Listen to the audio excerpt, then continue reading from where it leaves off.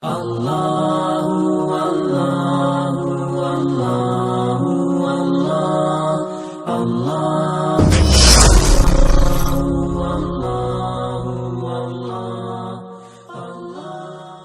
Bismillahirrahmanirrahim. Assalamualaikum warahmatullahi wabarakatuh. Alhamdulillahirabbil alamin. Wal 'aqibatu lil muttaqin wa la 'udwana illa 'alal zalimin. Asyhadu an la ilaha illallah wahdahu la syarika lah. Dzalika rabbul alamin. Wa asyhadu anna Muhammadan 'abduhu wa rasuluhu. Arsalahu lahu bil huda wa dinil haqqi rahmatan lil alamin. Wassalatu wassalamu ala asyrafil anbiya'i wal mursalin wa ala alihi wa sahbihi tabi'ina lahum bi ihsanin ila yaumiddin. Summa amma ba'd. Hadirin dan hadirat jamaah salat subuh Masjid Al-Jihad Keranggan yang kami hormati. Alhamdulillah pada pagi hari ini di akhir tahun 2016 kita masih diberikan kesempatan untuk menghirup udara segar, untuk beribadah kepada Allah Subhanahu wa taala, melaksanakan salat subuh berjamaah. Mudah-mudahan Allah Subhanahu wa taala menerima segala amal ibadah kita. Amin ya rabbal alamin. Karena di akhir tahun, maka tema kita adalah muhasabah di akhir tahun. Tema ini kita ambilkan dari salah satu buku saya, 1 jam bersama Al-Quran. Ini buku yang ke-12. Ada salah satu bab yang berjudul muhasabah. Tapi saya tambahi di akhir tahun 2016 Masehi. Ayat yang kita ingin bicarakan adalah surat Al-Hasr. Surat Al-Hasr ayat 17-18. Allah Subhanahu wa taala ayat 18 dan 19. Allah Subhanahu wa taala berfirman, ya ayyuhalladzina amanu taqullaha wal tandur nafsum ma qaddamat lighad wattaqullaha innallaha khabirum bima ta'malun wa la takunu kalladzina nasullaha fa ansahum anfusahum ulaika humul fasiqun. 17, 18, 19. Kalau ingin lanjutkan pada ayat 20, 21, la yastawi ashabun nari wa ashabul jannah. Ashabul jannati humul faizun. Law anzalna hadzal qur'an ala jabalin la ra'aitahu khashi'an mutasaddian min khasyatillah. Wa tilkal amsalu nadribuha lin-nasi la'allahum yatafakkarun. Itu kira-kira poin-poin yang hendak kita sampaikan pada pagi hari ini sesuai dengan urutan Al-Quran. Ayat ini dimulai dari perintah kepada orang-orang beriman. Kita semuanya beriman untuk bertakwa kepada Allah Subhanahu wa taala. Tapi takwa di sini bukan sekedar kita sholat, bukan sekedar kita baca Al-Quran, bukan sekedar kita haji, bukan sekedar kita puasa, tetapi takwa di sini dalam bentuk lain, yaitu wal tandur nafsum ma qaddamat lighad. Takwa dalam hal ini adalah introspeksi. Walaupun takwa sendiri artinya takut kepada Allah Subhanahu wa taala, takwa berarti melindungi diri kita antara kita dengan api neraka. Kita berikan lindungan, itu namanya takwa. Ittaqun nar walau bisyikki tamrin. Lindungilah diri kalian dari api neraka walaupun dengan sebuah atau sebiji atau setengah daripada satu biji kurma. Nah, takwa di sini salah satunya ada dengan cara introspeksi. Wal tandur, hendaknya melihat. Nafsun, jiwa kita, hati kita hendaknya melihat apa? Ma qaddamat lighad, melihat apa yang telah dikerjakan oleh jiwa ini, oleh badan ini, oleh roh ini, oleh diri ini, ma qaddamat, yang telah dia kerjakan selama ini untuk hari besok. Jadi sini ada dua kata, yang kemarin dan yang akan datang. Memang dalam hidup ini cuma ada dua, Pak. Ya. Masa lalu dan masa depan. Watandurnya sekarang. Jadi kita sekarang hidup menghadapi masa depan dan sudah melalui masa lalu. Itulah Islam. Itulah hakikat kehidupan. Dan orang-orang Barat pun mengakui bahwa ya, hidup ini, ya, hidup masa depan kita itu kadang-kadang bisa ditentukan masa lalu.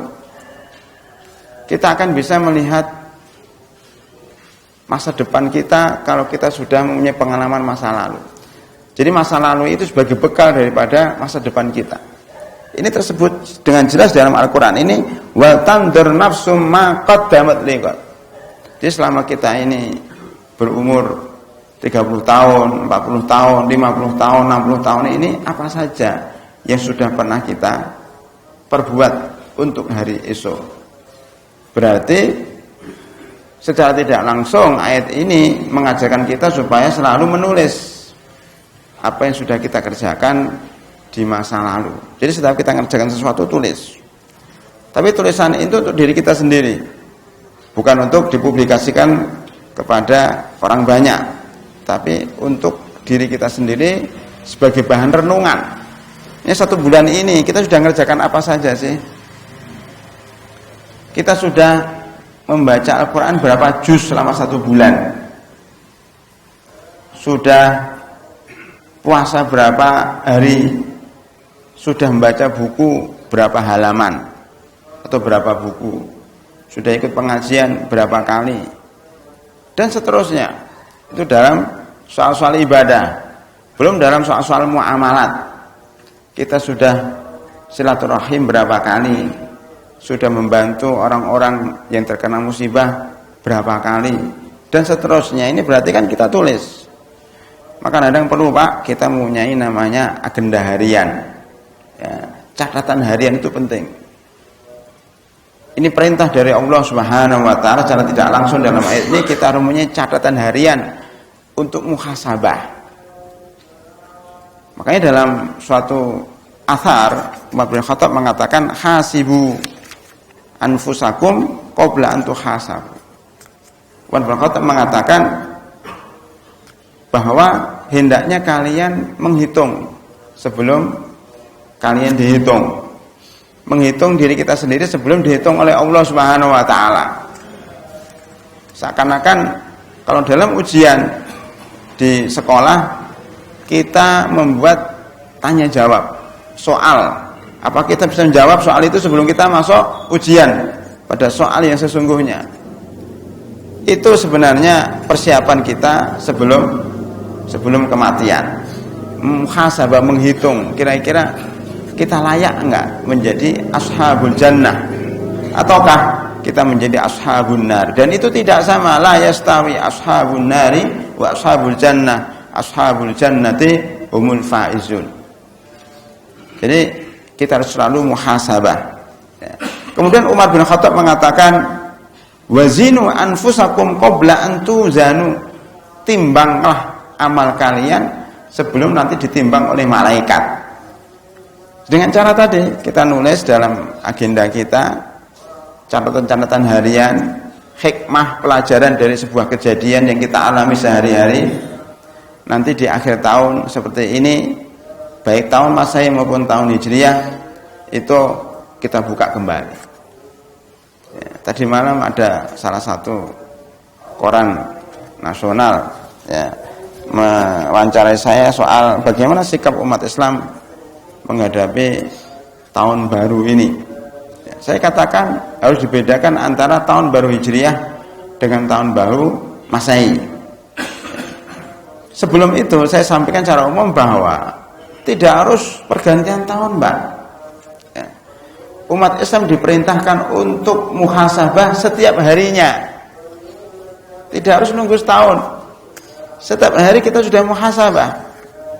Dalam surat Ali Imran 191 Allah Subhanahu wa taala berfirman, "Inna fi khalqis samawati wal ardi waqtilafil laili wan nahari laayatin liulil albab.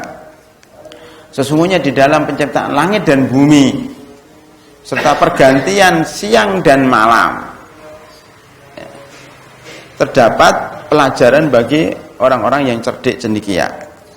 Artinya ciptaan Allah di langit dan bumi ini berarti setiap detiknya, setiap menitnya kita melihat ciptaan Allah, kejadian-kejadian. Kemudian pergantian siang dan malam, terbitnya matahari, ini kan subuh, Pak.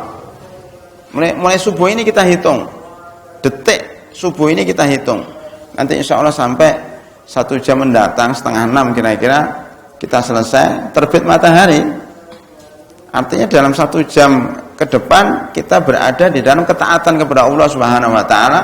Karena sebelum subuh kita bangun, kita wudu, kita sholat tahajud, sholat witir, ditutup dengan sholat sebelum subuh 2 rakaat, kemudian subuh berzikir, sekarang pengajian sampai kira-kira 5:30 selesai. Alhamdulillah masih dalam ketaatan. Setelah matahari terbit kita bubar, ya, maka matahari itu mulai tinggi. Itu sebenarnya umur kita pada hari rahimakumullah. Tidaklah kita menghitung 1 tahun, terlalu panjang. Hitungan kita itu per detik, per menit, per hari. Inna fi khalqis samawati wal ardi waqtilafil laili wan nahar. Habis ini gelap, ini udah mulai terang, ya, nanti mulai terang dikit demi sedikit. Matahari pada jam 6 itu masih di bawah, ya. Lama-lama jam 7, jam 8, jam 9 itu udah mulai di pertengahan waktu duha. Artinya ketika matahari terbit itu seakan-akan manusia baru lahir, Pak. Matahari terbit. Ketika matahari sudah jam 9, kira-kira umur kita sudah kira-kira 10 tahun sampai 15 tahun. Kalau matahari sudah jam 12 siang, kira-kira umur kita 25 sampai 30 tahun. Pertengahan hidup kita siang hari itu. Kemudian kalau matahari sudah asar, kalau zuhur itu mulai tergelincir matahari. Kalau asar itu bayangan seseorang sama dengan dirinya sendiri, panjangnya itu waktu asar. Lalu waktu asar itu kira-kira umurnya 40 sampai 50 tahun. Kalau jam 5 sore, ya, itu umur kita kira-kira 65 tahun, sudah mulai pensiun, Pak. Sudah mau maghrib. Itu enggak mungkin mau pensiun masih duha, sholat duha terus, enggak. Sudah pensiun itu sudah jam 5 sore.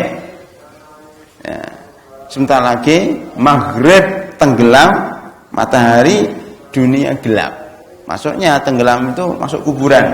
Sehingga yang tadinya terang dengan lampu seperti ini jadi gelap di alam kuburan. Itu maghrib. Nah itu tiap hari kita lihat, Pak. Tiap hari kita lihat. Makanya orang yang pinter, orang yang cerdik itu pasti, iya ya, kita tiap hari mati hidup. Apalagi kalau malam hari kita dikatakan mati. Dalam Al-Quran dan Sunnah, Allah yatawaffal anfusa khina mautiha. Allah mencabut nyawa seseorang ketika tidur. Jadi ketika tidur itu nyawa kita diambil oleh Allah, roh kita diambil oleh Allah, maka kita nggak sadar. Nanti kalau kita bangun berarti roh itu dibalikkan lagi. Wa rusulun ukhra ila ajalin musamma. Begitu juga kalau bangun tidur kita mengucapkan alhamdulilladzi ahyana ba'dama amattana. Segala puji bagi Allah yang telah menghidupkan kami setelah mematikan kami. Berarti malam itu mati. Maka subuh kita hidup kembali seperti matahari. Lah tiap hari begitu mati hidup ya enggak sadar-sadar. Makanya yang bisa mengambil pelajaran hanyalah ulul albab. Hanyalah ulul albab sebagaimana dalam surat Ali Imran 191. Hanya ulul albab, Pak, yang peduli dengan pergerakan matahari. Karena matahari itu akan berjalan terus. Kalau kita nggak nambah amal kita, berarti kita berhenti di jalan, kita akan tergilas oleh zaman, oleh waktu. Sehingga Kalau kita berhenti saja berarti kita mundur. Maka di dalam Islam itu hanya liman yataqaddama atau yata'akhkhar. Ya, jadi pelajaran bagi orang yang maju atau mundur, nggak ada pertengahan, maju atau mundur. Itu muhasabah harian. Jadi kalau ditanya bagaimana sikap seorang muslim menghadapi pergantian tahun, kita jawab, jangankan pergantian tahun, pergantian hari pun kita harus muhasabah. Pergantian mingguan setiap hari Jumat itu muhasabah juga. Makanya ada ibadah harian namanya sholat 5 waktu, ada ibadah mingguan namanya sholat Jumat. Ada namanya ibadah bulanan namanya puasa. Ada puasa bulanan, ada khataman ya bulanan. Ada ibadah tahunan seperti haji ya, seperti puasa Ramadan. Islam sudah meletakkan ajarannya itu sesuai dengan waktunya masing-masing, ada level-levelnya. Maka ketika hari Jumat kita datang ke masjid semuanya dan wajib, barang siapa yang meninggalkan Jumat maka Allah akan menutup hatinya. Apa yang lebih berat sakit dalam hidup kita kecuali kalau sakit hati ditutup hati kita oleh Allah Subhanahu wa taala. Makanya kita harus hadir pada hari Jumat, muhasabah mingguan. Maka khatib selalu memulai dengan ya ayyuhalladzina amanu taqullaha, ya ayyuhan nasu taqu rabbakum, ya ayyuhalladzina amanu taqullaha haqqa tuqatih, ya ayyuhalladzina amanu taqullaha qulu qawlan sadida. Mengingatkan kita takwa kepada Allah Subhanahu wa taala. Dibacakan surat Al-A'la, surat Ghasyiyah yang isinya tentang kematian dan kehidupan. Kadang-kadang surat Qamar, kadang-kadang surat Qaf ya. Semuanya mengingatkan kita muhasabah mingguan, Pak. Ya, kemudian nanti muhasabah bulanan, muhasabah tahunan, ya ada ibadah haji, ada Ramadan dan seterusnya. Jadi tidak harus pergantian tahun baru. Walaupun tahun baru pun termasuk salah satu sarana kita untuk bermuhasabah. Inilah makna wal tandur nafsun ma qaddamat ligat. Ligat artinya besok. Besok dalam bahasa Arab, namanya orang Arab, godan, bukroh. Kita sangat terbiasa ketika ada urusan administrasi dengan orang Arab, karena saya lama di Arab, baik di Saudi Arabia maupun di Mesir, itu hampir sama kebudayaannya, Pak. Kalau bilang godan, besok, ya kita maunya mengajukan berkas. Kapan bisa ngambilnya? Besok ya, godan. Bahasa amanya bukroh. Itu bukan berarti besok kita datang, itu namanya kita lugu. Besok kita datang. Belum jadi, loh katanya besok ya, kamu nggak paham bahasa Arab. Godan itu besok kapan-kapan katanya. Makanya orang itu bukroh kaman. Godan. Dan memang secara bahasa Arab begitu memang. Kalau kita besok kan besok ya besok ini, setelah ini besok. Ini hari apa? Hari Sabtu, besok hari Ahad. Ya besok ya, kalau orang Indonesia. Orang Arab besok itu tahun depan bisa. Itu nggak bisa disalahkan karena kebiasaan mereka seperti itu. Ya, mengundur-undurkan kerjaan. Itu yang membuat orang Arab jadi mundur. Tidak seperti pada zaman keemasan Islam. Tapi soal ini bisa diperbaiki kalau kita merenungi Al-Quran. Tetapi kita ingin jelaskan bahwa dalam Al-Quran pun sebenarnya godin itu tidak harus besok pagi, Pak. Di sini namanya wal tandur nafsum ma qaddamat lighad.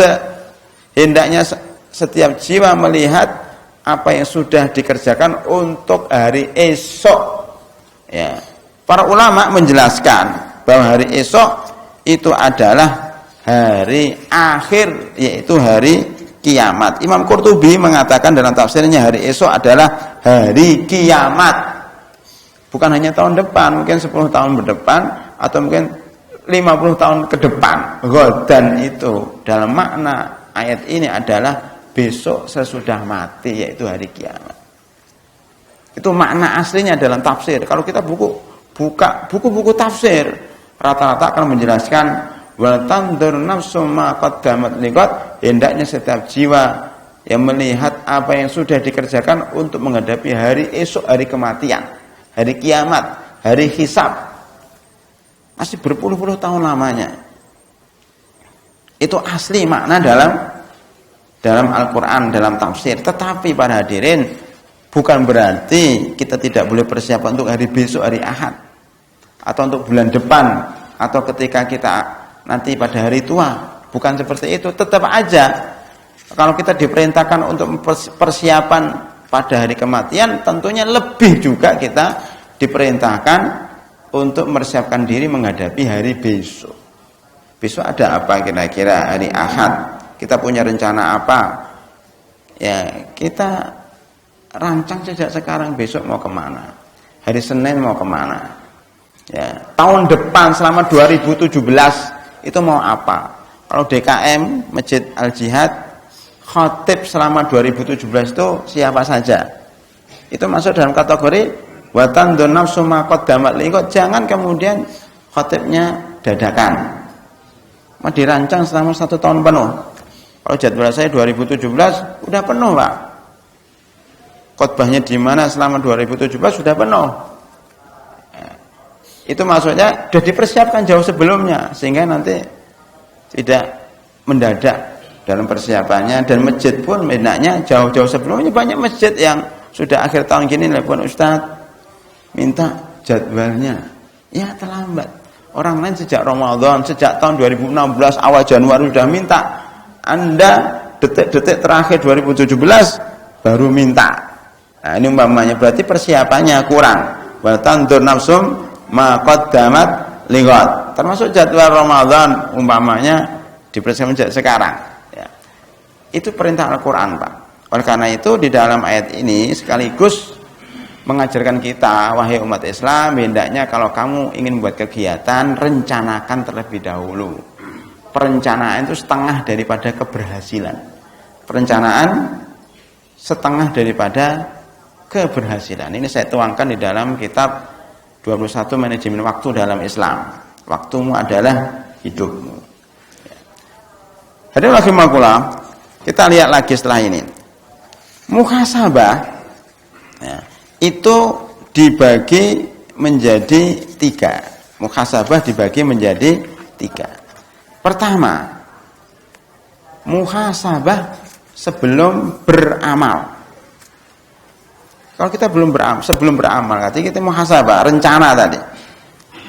Imam Hasan Al-Basri mengatakan, rahimallahu abdan. Mudah-mudahan Allah selalu memberikan rahmat kepada seorang hamba.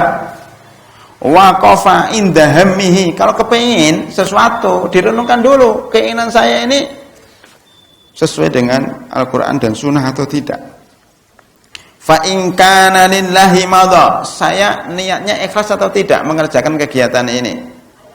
Jika ini karena Allah Subhanahu wa taala, madha, dia kerjakan. Wa in kana li ghairihi ta'akhkhar. Tapi kalau niatnya enggak ikhlas, mendingan enggak usah dilanjutkan. Ini perencanaan menurut Islam. Jadi sebelum beramal harus direncanakan terlebih dahulu, perencanaan ya, sebelum beramal ya. Makanya salah satu rencana sebelum beramal thalabul ilm. Banyak dari kita, dari umat Islam yang beramal dulu sebelum belajar. Menikah sebelum belajar tentang pernikahan. Punya anak sebelum belajar bagaimana merawat anak, bagaimana perawatan saat hamil, bagaimana perawatan saat melahirkan, dan belum belajar. Maka banyak yang mengalami musibah ya. Kemudian mudik sebelum dipersiapkan, jauh-jauh sebelumnya, buat acara sebelum dipersiapkan, semuanya akan membuat kekacauan. Makanya Imam Bukhari dalam Sahih Bukhari menyebutkan satu bab al-qaulu al-ilmu qoblal qauli wal amal. Ilmu sebelum bicara dan berbuat. Termasuk kita umpamanya para hadirin agama, sebelum sholat belajar dulu tentang bagaimana sholat yang benar. Sebelum puasa belajar dulu bagaimana puasa yang benar. Sebelum haji kita belajar tentang haji yang benar. Itu misalnya seperti itu, sehingga perbuatan yang akan diterima oleh Allah Subhanahu wa taala adalah perbuatan yang memenuhi dua syarat, yaitu ikhlas, tadi niatnya karena Allah Subhanahu wa taala, yang kedua sesuai dengan tuntunan Allah dan Rasulnya, karena kita belajar dulu. Maka di sini muhasabah qoblal amal. Yang kedua al-muhasabah indal amal. Muhasabah, introspeksi ketika beramal. Ini penting, Pak. Kalau kita beramal, ya, kita dalam saat-saat beramal itu tetap muhasabah. Contohnya dalam sholat, ketika sholat. Jadi kan sebelum sholat kita belajar fikih sholat. Niatnya ikhlas. Kita mempelajari rukun sholat ada berapa? 18 umpamanya. Syarat sholat ada 6 umpamanya. Kita pelajari dulu. Setelah kita pelajari, kita praktekkan. Nah, ketika kita praktekkan itu, Pak, maka sholat semuanya seperti harus ikhlas, harus khusyuk, harus membaca.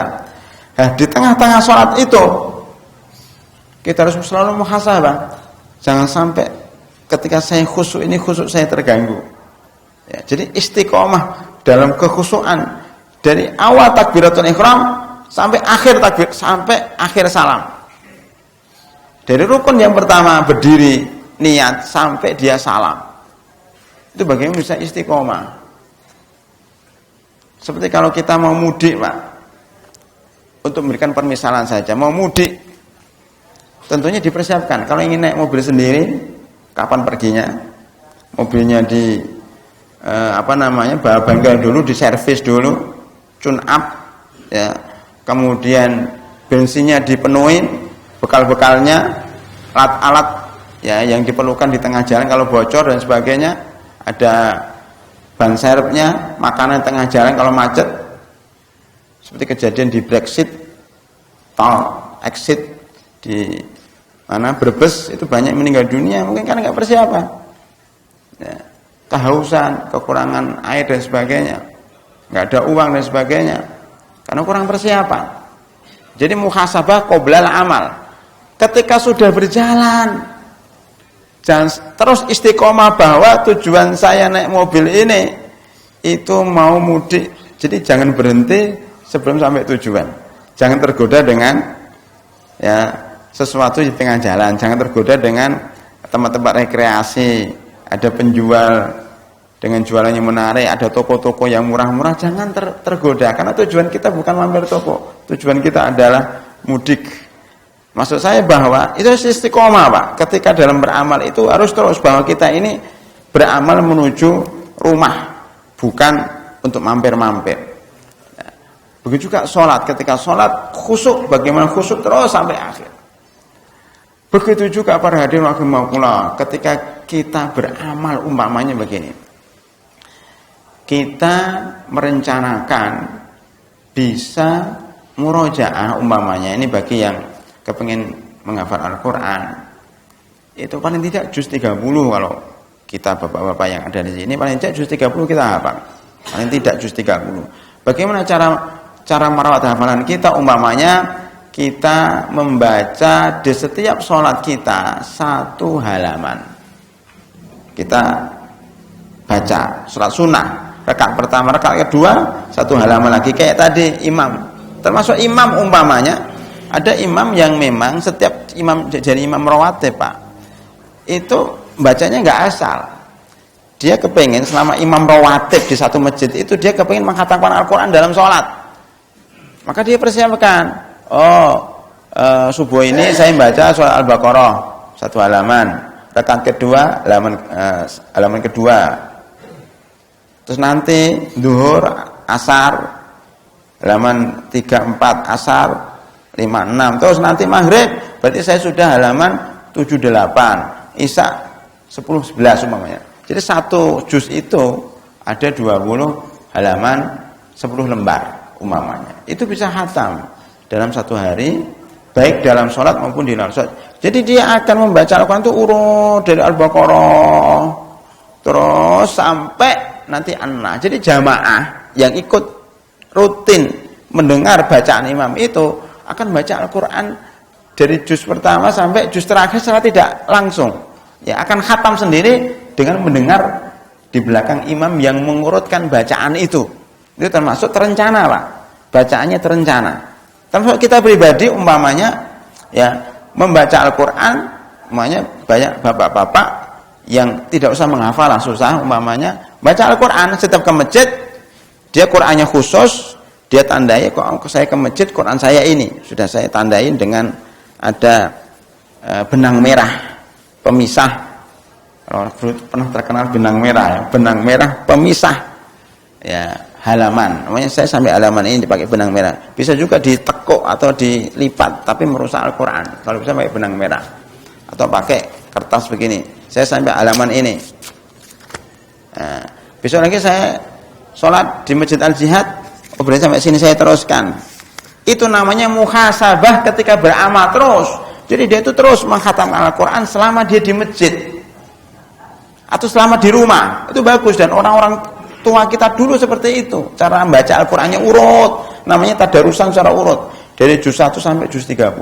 Bisa saja Pak, kita baca Al-Qur'an sembarangan, yang penting baca Al-Qur'an asal buka, bisa aja.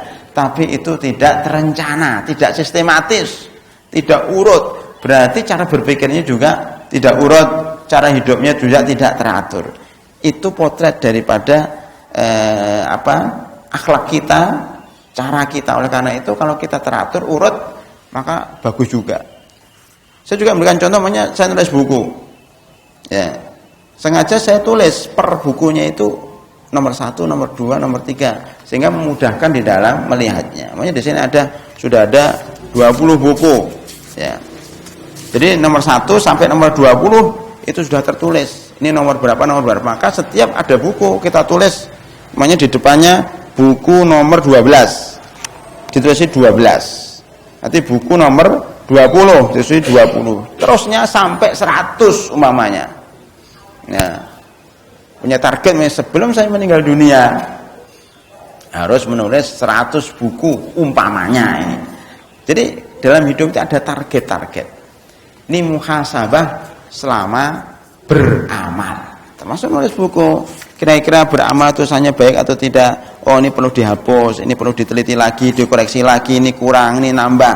Begitulah dalam hidup ini, seperti kita menulis lembaran-lembaran buku, Pak. Banyak pelajaran, Pak, yang bisa kita ambil dalam kehidupan ini melalui ketika kita menulis buku. Menulis buku itu tidak mudah, Pak. Tidak langsung jadi, enggak. Direncanakan dulu apa namanya? Outletnya, kemudian daftar isinya apa, kemudian mulai disusun dari bab pertama, bab kedua, bab ketiga, bab keempat sampai khotimah. Di sela-sela kita nulis bab itu ada koreksian, dihapus, ditambahi dan seterusnya. Itulah muhasabah ketika beramal. Yang ketiga, muhasabah ba'dal amal. Ya. Muhasabah ba'dal amal ini setelah beramal pun kita muhasabah.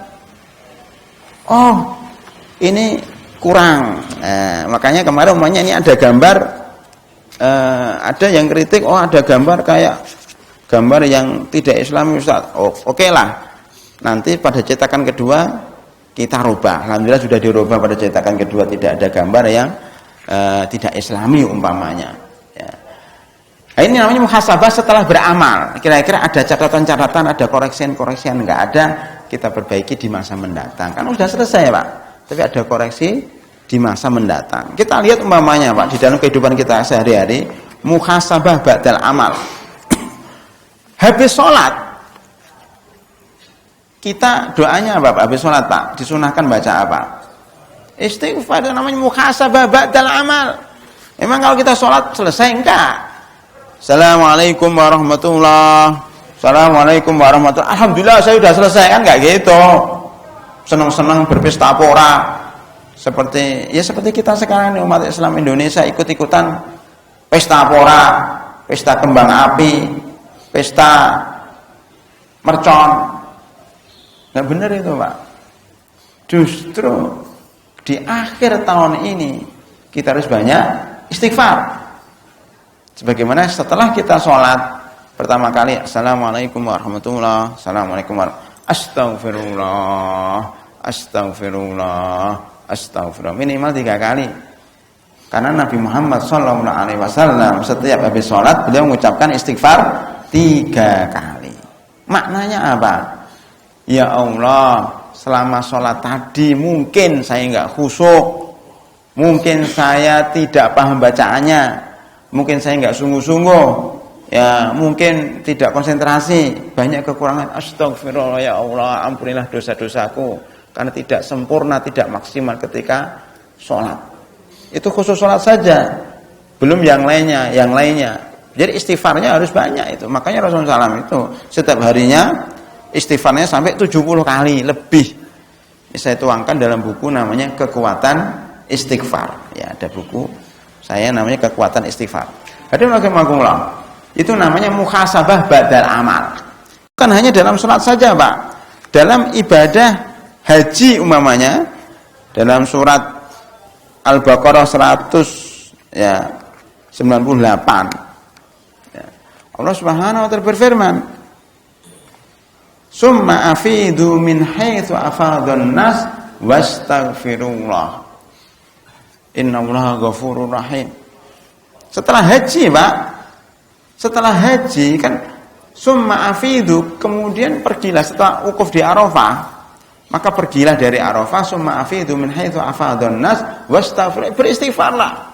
Selesai haji istighfar, selesai sholat istighfar, selesai apa lagi? Puasa istighfar. Istighfarnya ketika puasa di akhir, Pak. Umpamanya begini. Ketika kita Lailatul Qadar, itu kan diperintahkan untuk berdoa. Aisyah radhiyallahu anha bertanya kepada Rasulullah, "Ya Rasulullah, apa doa di akhir Ramadan, malam 27 atau malam 29? Apa yang saya baca ketika menemui Lailatul Qadar di akhir Ramadan?" Maka Rasulullah mengatakan, "Bacalah Allahumma innaka afuwun tuhibbul afwa fa'fu anni." Ya Allah, Engkau Maha Pengampun, Maha Pemaaf, menyukai sifat maaf, maka maafkanlah diriku. Berarti kan minta ampun juga, Pak. Muhasabah ba'dal amal. Setelah selesai mengerjakan sesuatu, kita istighfar. Begitu juga, Pak, bukan hanya dalam beribadah, ketika perang. Jadi anehnya itu, Pak, ya, dan menariknya, ternyata sebelum dan sesudah perang dan setelah pas perang itu ada namanya muhasabah. Coba umpamanya, Pak, sebelum perang dalam surat Ali Imran disebutkan, Allah berfirman, "Wa ma kana qaulahum illa an qalu rabbana ighfir lana dzunubana wa israfana fi amrina wa tsabbit aqdamana wansurna 'alal qaumil kafirin." Sebelum perang Uhud, ya, tentara-tentara mereka mengatakan, "Rabbana ighfir lana dzunubana." Ya Allah, ampunilah dosa-dosa kami. Wa israfana fi amrina. Sebelum perang ini kita banyak istighfar, Pak. Kan dengan istighfar ini, ya, kita akan bisa menang dalam perang. Wa israfana fi amrina wa tsabbit aqdamana, kuat, menjadi kuat kaki kita. Wansurna 'ala qaumil kafirin, kita akan menang dengan orang kafir kalau kita istighfar, enggak ada dosanya. Kalau kita banyak dosanya kalah. Maka umat Islam kalah di mana-mana karena banyak dosanya. Itu sebelum perang, muhasabah qoblal amal. Ketika beramal, ya ayyuhalladzina amanu idza laqitumul ladzina kafaru, ya, jika engkau bertemu dengan orang-orang kafir, fala tuwalluhumul adbar, janganlah kalian, ya, melarikan diri. Wa may yuwallihim yawma idzin duburahu illa mutakharrifan liqitalin aw mutahayyizan ila fi'atin faqad ba'a bi ghadabin minallah. Dalam perang itu, dalam surat, kata di surat Ali Imran sebelum perang. Ketika perang dalam surat Al-Anfal, idza laqitumul ladzina kafaru zahfan fala tuwalluhumul adbar. Jika engkau ketemu dengan orang kafir, muhasabah ini, jangan lari. Kalau lari berarti enggak muhasabah. Harus teguh. Pas perang, selesai perang. Dalam surat Al-Fatah, dalam surat An-Nasr, idza jaa nasrullahi wal fath, jika datang kemenangan setelah perang dan pembukaan kota Mekah. Idza jaa nasrullahi wal fath wa ra'aitan nasa yadkhuluna fi dinillahi afwaja. Engkau melihat manusia masuk Islam semuanya. Apa? Foya-foya, tasyakuran dengan makan-makan? Enggak.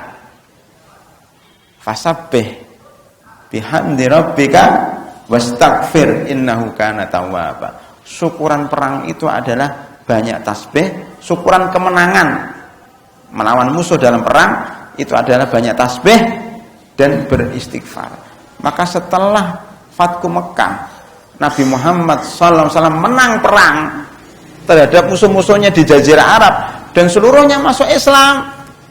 Beliau justru malah sedih, ya, banyak tasbih, kemudian mulai sedikit tertawa, kemudian doa sholatnya diganti yang biasanya Subhana Rabbiyal A'la, Subhana Rabbiyal Azim dalam rukuk dan sujud diganti dengan Subhanakallahumma Rabbana wa bihamdika Allahumma gfirli. Itu karena perintah dari Allah, fasabbih bihamdi rabbika wastaghfir innahu kana tawwaba. Itu dibaca dalam sholat, Pak, ketika rukuk dan sujud sama. Subhanakallahumma Rabbana wa bihamdika Allahumma gfirli, menafsirkan surat An-Nasr. Itu muhasabah ba'dal amal setelah perang. Ini baru nau muhasabah, ya, baru setengah ayat, Pak, ya, padahal masih 4 ayat lagi. Pada ayat berikutnya Allah berfirman, wattaqullaha innallaha khabirun bima ta'malun, surah Al-Hasr tadi. Nah, di sini takwa ada 2 kali, Pak. Tadi kan ya ayyuhalladzina amanu taqullaha wal tandur nafsum ma qaddamat lighad. Wahai orang-orang beriman, bertakwalah kepada Allah dan hendaknya setiap jiwa muhasabah terhadap semua amalan yang mau diberikan, yang mau diajukan kepada Allah pada hari kiamat. Ada 3 tadi, qoblal amal, ketika beramal, dan ba'dal amal. Kemudian Allah berfirman, wattaqullah, bertakwa lagi loh, bertakwa lagi. Takwanya ada 2. Jarang ada ayat yang memerintahkan takwa 2 kali. Walaupun ini bukan satu-satunya, tapi jarang sekali. Biasanya takwa itu cuma 1 ayat. Ini dalam 1 ayat itu cuma 1 takwa. Ini dalam 1 ayat 2 takwa. Menunjukkan bahwa muhasabah itu penting banget, Pak. Lebih penting daripada amal itu sendiri. Nah, para ahli tafsir mengatakan takwa ada 2, ya. Takwa ada 2, menunjukkan bahwa takwa yang pertama disebutkan di sini oleh Imam Qurtubi di dalam tafsirnya. Takwa yang pertama maksudnya taubat dari dosa yang telah lalu. Ya ayyuhalladzina amanu taqullaha, wahai orang beriman, bertakwa kepada Allah dari dosa yang masa lalu. Wattaqullah, takwa kedua agar tidak mengulangi dosanya lagi di masa mendatang. Jadi yang pertama namanya istighfar, yang kedua namanya taubat. Kalau istighfar itu minta ampun terhadap dosa yang lalu, taubat itu artinya minta kepada Allah supaya jangan dimasukkan dalam dosa di masa mendatang. Itu perbedaan antara istighfar dengan taubat, walaupun sama sebenarnya. Lah, takwa pertama adalah istighfar, takwa kedua adalah taubat. Itu menurut Imam Al-Qurtubi dalam tafsirnya. Innallaha khabirun bima ta'malun, sesungguhnya Allah mengetahui apa yang kalian kerjakan. Ini namanya dalam bahasa Islamnya adalah muraqabatullah, ihsan. Ihsan itu tingkatan yang paling tinggi, Pak. Pertanyaan takwa, muhasabah. Terakhir ditutup dengan ihsan. Dalam hadis Umar bin Khattab, Islam dulu, baru iman, baru ihsan. Ihsan adalah tingkat yang paling tinggi. Apa itu ihsan? Anta budallaha ka'annaka tarah wa illam takun tarahu fa innahu yarak. Takwa ihsan itu engkau menyembah Allah seakan-akan engkau melihat Allah. Walaupun pada hakikatnya kita enggak melihat Allah, Allah melihat Anda. Itu namanya muraqabatullah atau bahasa lain ihsan. Ini yang dimaksud dengan innallaha khabirun bima ta'malun. Allah itu mengawasi kalian dalam setiap perbuatan kalian. Jadi ayat 1, ayat yang pertama ini 18 dari surat Al-Hasr menunjukkan makna yang sudah saya bahas. Itu 1. Yang kedua, pada ayat berikutnya, Pak, ini yang lebih dahsyat. Kalau yang pertama tadi mungkin banyak orang yang bisa melakukan, orang yang zuhud, orang Islam yang takut sama akhirat, itu mungkin bisa. Tetapi yang kedua ini banyak yang nggak bisa. Ini berhubungan dengan lingkungan kita di Indonesia zaman akhir ini. Allah berfirman, "Wala takunu kalladzina nasullaha fa'ansahum anfusahum ulaika humul fasikun." Ini susah, Pak. Takwa itu, Pak. Kalau kita ingin takwa, ingin meningkatkan keimanan kita, ingin muhasabah, ingin waltandur nafsu ma qaddamat liqad, syaratnya wala takunu, janganlah kamu seperti siapa? Kalladzina nasullah, seperti orang-orang yang lupa sama Allah. Berarti di sini lingkungan, Pak. Jaga lingkungan kalian, karena lingkungan itu berpengaruh. Sebagaimana Rasulullah SAW bersabda, permisalan orang-orang beriman, ya, orang baik, masalul jalisis soleh, permisalan teman yang baik itu seperti orang yang menjual minyak wangi, kahamilil miski, seperti orang yang bawa minyak wangi. Itu teman yang baik. Kita dekat dengan orang yang punya minyak wangi, penjual minyak wangi, walaupun kita nggak beli, kita akan ikut wangi. Sebaliknya permisalahan al-jalis as-su', teman yang jelek itu seperti ya bengkel, tukang las, walaupun kita tidak beli, paling tidak kita kecipratan lasnya. Ya, dekat-dekat dengan orang yang ngerokok, Pak. Ya, orang yang ngerokok. Itu kita memang nggak ngerokok. Nanti ada abunya, cipratan apinya ngenai baju kita, lubang. Paling tidak kena baunya. Ya, apalagi ada sekarang namanya perokok pasif, lebih berbahaya daripada perokok aktif. Karena aktif itu sudah siap mentalnya, sakit nggak apa-apa. Yang pasif dia nggak siap sakit, maka lebih cepat ya terkenanya. Itu mathalul jalisi as-su', ya, itu seperti itu, Pak. Oleh karena itu Islam memahami benar bahwa lingkungan sangat berpengaruh. Oleh karena itu Allah berfirman wala takunu. Untuk mencapai takwa kepada Allah itu harus cari lingkungan. Jangan ikut-ikutan orang lain. Wala takunu, janganlah seperti orang yang kalladzina nasullah, orang yang lupa sama Allah. Bagaimana lupa sama Allah itu kajiannya panjang. Maksudnya orang yang tidak pernah ingat Allah, lupa akhirat. Ya. Sebelum saya membahas masalah nasullah, saya kepingin bahas wala takunu. Tanya wala takunu itu, Pak, coba nanti disebut dalam Al-Quran. Bapak buka pakai Android atau pakai komputer, pakai apa, tulis wala takunu dalam Al-Quran, nanti keluar semuanya. Ya, jangan seperti orang.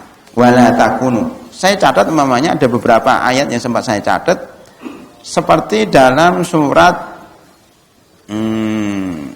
ya, Ali Imran umpamanya 105. Allah berfirman, wala takunu kalladzina tafarraqu wakhtalafu min ba'di ma ja'ahumul bayyinat wa ulaika humul fasikun.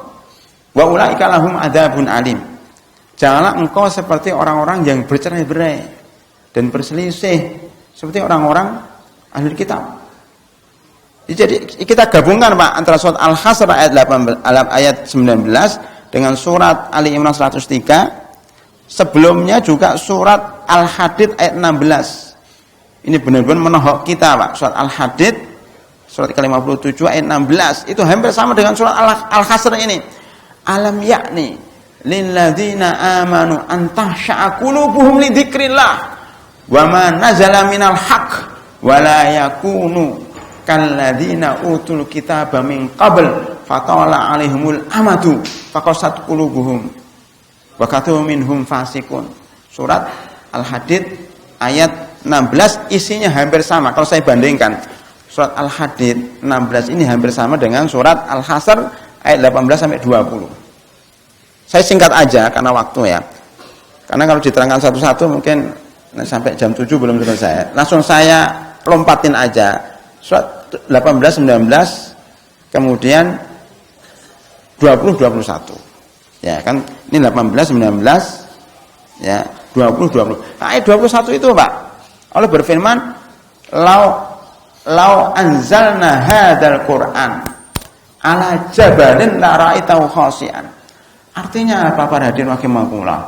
Ya, orang yang lupa sama Al-Qur'an Ya, saya kepengen begini, sebelum masuk ke situ, saya kepengen bahwa ini kan sebagai penutup ya. Sebelum penutup, saya ngurutkan dulu bahwa tadi sama-sama kita diperintahkan untuk tidak mengikuti ahlul kitab. Wala yakunu kalladzina utul kitaba min qabl. Maka di sini wala takunu kalladzina nasullah. Janganlah engkau seperti orang-orang yang lupa sama Allah, itu ahlul kitab. Ahlul kitab itu lupa sama Allah Subhanahu wa taala. Kemudian wala takunu kalladzina tafarraqu wahtalafu, itu ahlul kitab. Berpecah-pecah, lupa akhirat, lupa Al-Qur'an, kemudian lupa sama Allah, itu ahlul kitab. Ya. Kemudian dalam surat Al-Anfal 47 itu orang musyrik ketika perang. Wala takunu kalladzina kharaju min diyarihim batara wari'an nas. Dan surat Al-Anfal, Pak, ayat 48 tadi. Ketika perang itu kita kan suruh ya ayyuhalladzina amanu idza laqitum fi'atan fasbutu wadhkurullaha katsira. Kalau kita ketemu berperang harus banyak mengingat Allah. Wa atiiullah wa rasulahu wa la tanaza'u. Taat kepada Allah dan Rasulnya, jangan berpecah belah. Wasbiru innallaha ma'as-sabirin. Itu perintah untuk diri kita sendiri umat Islam, tetapi juga wala takunu, janganlah seperti orang musyrik. Kalladzina kharaju min diyarihim bataran wari'an nas. Orang musyrik itu kalau keluar perang Badr itu kan sombong banget. Ya, karena 1000 pasukannya dengan senjata lengkap, kita nggak akan kalah. Ya, riya. Ya, mereka umumkan ke seluruh dunia bahwa kami tentara yang hebat. Wala takunu, jangan seperti mereka yang riya, tidak ikhlas. Jadi wala takunu itu banyak banget. Lah apa hubungannya para hadirin rahimakumullah? Hubungannya dengan tahun baru. Ini penting. Maka saya boleh mengatakan ayat ini surat Al-Hasr ayat 18, 19, 20, 21 itu cocok untuk pedoman menghadapi tahun baru. Karena tahun baru ini, Pak, kita takwa, kita sholat, kita ngaji, tapi wala takununya nggak dilaksanakan. Janganlah seperti orang-orang luar itu yang menghadapi perayaan tahun baru dengan foya-foya, dengan membeli mercon, membeli petasan, membeli kembang api. Berapa tahun yang lalu saya membaca dalam sebuah penelitian di Jakarta saja, itu berapa tahun yang lalu, Pak, untuk beli kembang api, mercon sama petasan aja habis miliaran rupiah. Itu baru di Jakarta, belum di Surabaya, belum di Bandung, belum di Medan, belum di kota-kota besar yang lainnya. Berapa triliun itu, Pak, bisa habis cuma untuk beli petasan. Sedang negara kita lagi krisis ekonomi, tapi masih sempat-sempatnya orang buang-buang uang, membakar uang, itu dibakar. Banyak tetangga-tetangga kita masih teliti, Pak, beli satu petasan tuh yang harganya mahal, itu yang besar itu 100.000, bisa 200.000. Bener nggak, Pak? Karena sampai 500.000, yang paling besar yang bagus itu 500.000 sekali, masya Allah. Itu untuk orang miskin, 500.000 satu bulan, Pak. Ya, untuk makan kita bakar buat cuma gitu toh. Kadang-kadang akal sehat kita kadang tertutup karena hawa nafsu, karena ikut-ikutan orang lain. Coba nanti malam, Pak, tapi saya nggak nganjurkan Bapak lihat. Ya. Seandainya mau lihat, diambil pelajaran atau bukti. Hampir semua televisi, kecuali televisi Islam. Nah, kita anjurkan Bapak sekarang mau televisi, pasang parabola, cari televisi Islam saja, channel Islam sudah banyak. Itu aja, jangan lihat yang lain kecuali lihat berita saja, mencari informasi. Itu mesti menyiarkan perayaan tahun baru seluruh dunia.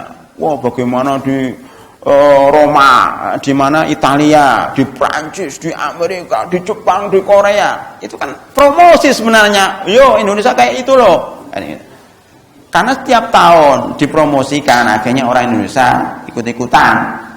Ya, dulu nggak tahu sekarang ya. Dulu, masya Allah, jalan protokol ditutup semuanya. Ya, masang 9 panggung hiburan. Rakyat dihibur bebas-bebasnya, katanya kasihan rakyat selama 1 tahun krisis ekonomi, kena banjir, kena ini, kasihan dihibur dengan dangdutan, malah 1 malam ini aja. Itu kan cara berpikir jahiliyah seperti itu. Justru karena musibah itu karena maksiat ditambah maksiat lagi. Ya kalau kita takbir akbar, takbiran aja nggak boleh karena buat macet. Nah ini buat macet satu Jakarta. Ya dengan mendirikan panggung-panggung hiburan. Ya, belum bayarnya berapa lagi kalau pakai uang negara. Kalau pakai uang negara lebih ironis lagi. Pakai uang pribadi aja nggak boleh pakai uang negara. Ya, manggil satu artis itu berapa, Pak? Jutaan, Pak. Sekali manggung berapa satu artis itu? 20 juta ke atas itu. Apalagi artis papan atas. Apalagi artis nggak pakai baju lebih mahal. Itu Pak, kita umat Islam itu digiring ke sana. Lingkungan Pak, lingkungan televisi, radio, teman itu membuat kita itu jadi ikut arus ke sana. Maka harus kita menciptakan Pak, menciptakan lingkungan sendiri. Ya, makanya masjid-masjid, rumah harus proteksi. Buat acara apa kayak supaya anak-anak remaja kita nggak ikut. Ya, di rumah juga buat acara apa? Nggak usah buat acara juga nggak apa-apa. Tapi artinya buat acara itu dalam maksud memprotek, bukan membuat sesuatu yang baru, tapi protek supaya orang-orang jangan ke sana. Malam itu, Pak. Pertama setelah malam itu paginya kotor. Masih mendingan aksi 2.12 bersih langsung, Pak. Ya. Ini langsung kotor. Rumputnya diinjek-injek. Rusak semua taman-taman. Ya. Bukan hanya itu, banyak kondom yang berserakan. Pagi harinya, kondom Pak ada di mana-mana. Di malam itu banyak orang berzina. Bukan hanya di Indonesia, di Mesir. Waktu saya di Mesir sudah kedengaran, Pak. Di hotel-hotel bintang 5 itu. Kalau jam 12, mati semuanya jam 12. Ini cerita dari teman saya yang nakal dikit. Ya. Dia nyelundup ke sana, ikut-ikutan, nggak tahu dia ikut ngerjakan atau apalah. Dia cerita, ya. Jadi jam 12 itu gelap hotel itu selama kira-kira setengah jam atau 1 jam. Itu ada laki-laki perempuan, pokoknya terserah bebas. Setelah 1 jam dinyalakan, brang, itu udah berantakan di situ. Ya ada kondom, ada celana, ada berserakan, meja, kursi nggak jelas. Setelah jam 12 malam. Ya. Itu di Indonesia dan di mana-mana seperti itu, Pak. Berarti kan sudah rusak. Malam tahun baru, malam maksiat internasional. Malam maksiat internasional di mana-mana. Di Indonesia saja seperti itu, apalagi di luar negeri. Di Mesir itu mayoritas Islam seperti itu, apalagi di luar negeri yang tidak punya agama. Masya Allah, nggak kita bayangkan. Ini namanya wala takunu kalladzina nasullah. Jangan seperti orang-orang yang lupa sama Allah. Kan lupa sama Allah, lupa sama Allah itu lupa sama akhirat, Pak.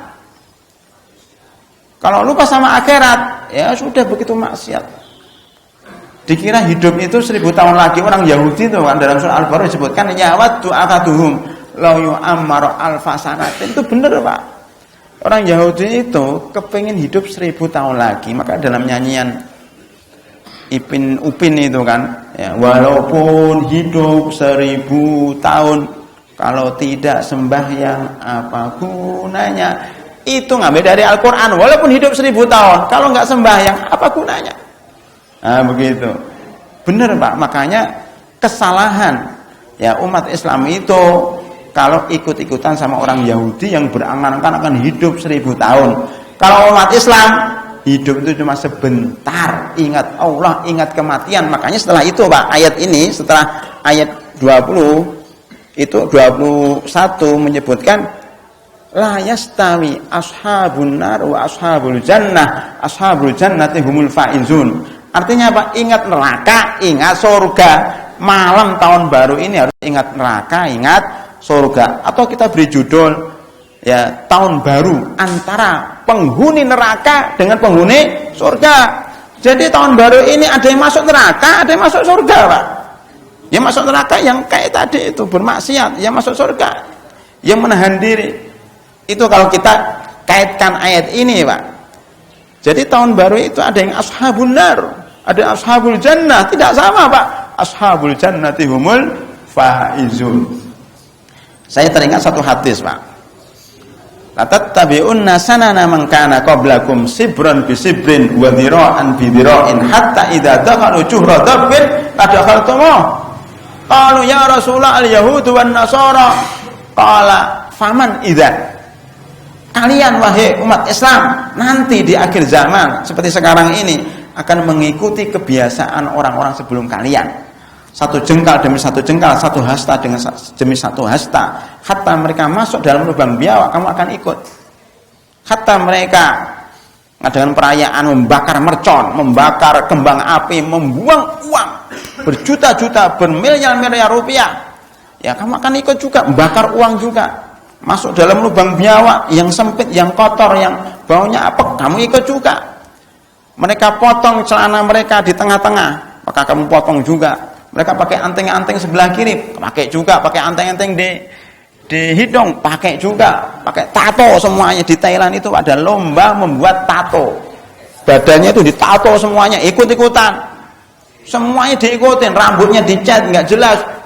Pakai kuning, hijau, merah. Itu diikutin juga, semuanya diikutin Pak. Ya, pakai motor nggak jelas, tuh motor stangnya taruh atas begini, ikut juga itu, semuanya diikutin. Ya dibuat apa gitu, semuanya diikuti karena apa tadi? Wala takunu, jelas sekali. Itu benar. Maka kata sahabat, siapa itu ya Rasulullah yang kita ikutin? Apakah Yahudi dan Nasrani? Kata Rasulullah, siapa lagi kalau nggak mereka? Ini akidahnya di sini Pak. Maka al-wala wal bara. Tanda keimanan kita itu adalah tidak mengikuti mereka. Tanda keimanan kita itu tidak menjadikan mereka teman dekat. Tanda keimanan mereka tidak menjadikan mereka pemimpin. Itu sama Pak. Jadi tanda keimanan bukan sholat saja, bukan zakat saja, bukan khatam Al-Quran saja. Tapi tanda keimanan yang paling jelas adalah kita nggak cenderung ke mereka, baik mengikuti kebiasaan, baik menjadikan teman dekat, baik menjadikan pemimpin. Itu juga termasuk tanda keimanan kita. Ya, kalau kita cenderung sama mereka berarti keimanan kita tipis, maka disebut dengan munafikun, disebut dengan fasikun. Sama kan tadi Pak. Lah yang terakhir pada hadirin rahimakumullah, saya singkat ini. Ayat terakhir tadi, lau anzalna hadzal qur'ana ala jabalin la ra'aitahu khashi'an mutasaddian. Ayat 21, 20, 21, 22. Jika kami nurunkan Al-Quran ini di atas gunung, maka niscaya gunung itu akan khusyuk, diam dan terpecah belah akibat dahsyatnya Al-Quran ini. Ini sama dengan surah Al-Hadid yang saya bacakan tadi Pak. Alam ya'ni lil ladzina amanu an tahsha'a qulubuhum li dzikrillah. Sudah saatnya, ya. Apakah sudah saatnya umat Islam itu khusyuk dengan apa yang kami turunkan dari Al-Quran ini? Jadi endingnya Pak, kalau kita kepengin wala takunu kalladzina nasullaha fa'ansahum anfusahum ulaika humul fasikun adalah lau anzalna hadzal Qur'an. Kita kembali kepada Al-Quran. Maka buku ini saya beri judul 1 jam bersama Al-Quran. Isinya ada 16 tema ya. Mensucikan jiwa melalui tadabbur Al-Quran. Kita tadabbur sekarang 2 ayat, 3 ayat, 4 ayat selama 1 jam. Jadi dengan tadabbur Al-Quran itulah ya, insya Allah hati kita jadi bersih. Kita akan lepas dari pengaruh-pengaruh orang Barat, orang sekuler, orang Nasrani, orang Yahudi. Mudah-mudahan umat Islam menjadi umat yang mandiri, umat yang izzah, yang wibawa, umat yang mulia karena Islamnya. Sekarang banyak orang yang tidak pede dengan ajarannya sendiri. Maka wa qulu syhadu bi anna muslimun. Semenjak ada aksi-aksi damai 14, 12 itu termasuk salah satu bentuk mulainya umat Islam bangkit kembali. Maka bukan sekedar aksi damai, tapi juga mulai kemandirian ekonomi, ya al-wala' wal baroknya, tidak memilih pemimpin yang non-muslim. Ya, kemudian mulai ekonomi kita harus merajut ekonomi sendiri, tidak tergantung sama ekonomi orang lain. Ya, tidak meramaikan ya tempat-tempat mal-mal yang dimiliki selain non-muslim. Ya, kita harus bangkit sendiri, Pak. Kalau kita nggak bangkit, kapan lagi? Termasuk jangan meramaikan perayaan tahun baru. Mestinya jangan ikut mudik juga mestinya. Ternyata tingkat yang iman yang paling tinggi itu Pak, tinggi masuknya. Mudik kan enggak, ya memang enggak apa-apa, tapi maksud saya bahwa kalau enggak mudik mungkin lebih baik supaya jalan enggak rame, enggak macet. Supaya target kita itu tahun baru, Natalan biasa aja. Sepi gitu. Maksudnya enggak ada kegiatan. Tapi kalau sudah hari raya Idul Fitri, hari Idul Fitri rame. Ya, rame, meriah. Tapi sekarang Pak, coba lihat, rumah saya itu di depan tol. Kalau saya lihat tol itu, malam Idul Fitri, dengan malam Natal dan malam Tahun Baru lebih macet malam Tahun Baru. Ya, macetnya panjang sampai depan rumah, sampai Bekasi. Kalau Idul Fitri, Idul Adha, sepi, artinya lancar-lancar saja. Artinya apa? Kebiasaan umat Islam yang mudik, kan itu bagus ya, kebiasaan bagus. Itu sudah mulai tergerus, kalah dengan kebiasaan liburan tahun baru. Liburannya lebih panjang, lebih ramai, lebih masif. Sekarang sudah lama Pak memeriahkan pergantian tahun baru Masehi lebih meriah dibanding pergantian tahun Hijriah. Ini sudah kelihatan Islam kalah di sini. Yang memenuhi Ancol, Taman Mini, semua itu orang Islam hampir rata-rata. Yang beli mercon, apa namanya? Kembang api, itu semua juga kebanyakan umat Islam. Jadi umat Islam itu uangnya kemana itu? Ya. Oleh karena itu pada hari kita harus mandiri, harus punya jati diri, jangan ikutkan orang lain. Kita punya ajaran sendiri, punya petunjuk sendiri dari Allah Subhanahu wa taala melalui Al-Qur'an. Ya, law anzalna hadzal Qur'an ala jabalin la ra'aitahu khashi'an mutasaddian min khasyatillah wa tilkal amsal nadribuha lin-nasi la'allahum yatafakkarun, supaya kita berpikir dengan melalui bacaan-bacaan Al-Qur'an. Demikian para hadirin rahimakumullah cara singkat renungan surat Al-Hasr ayat 18, 19, 20 dan 21 dalam menghadapi pergantian tahun baru. Mudah-mudahan tahun depan kita menjadi lebih baik ya. Mudah-mudahan di akhir hidup kita diberi husnul khatimah. Amin ya rabbal alamin. Sudah jam 6 kurang seperempat, namanya sudah siang. Mudah-mudahan tidak ada yang bertanya. Mudah-mudahan. Ada enggak? Ada tambahan dari para hadirin? Ya. Biasanya kalau di al-jihad ini biasanya sudah qanaah. Ya. Biasanya begitu. Saya kira itu dulu Pak ya. Nanti dialognya setelah selesai pengajian kita dialog insyaallah. Ya. Baik, kita tutup dulu dengan doa kafaratul majelis. Subhanakallahumma bihamdika asyhadu an la ilaha illa anta astaghfiruka wa atubu ilaik. Assalamualaikum warahmatullahi wabarakatuh.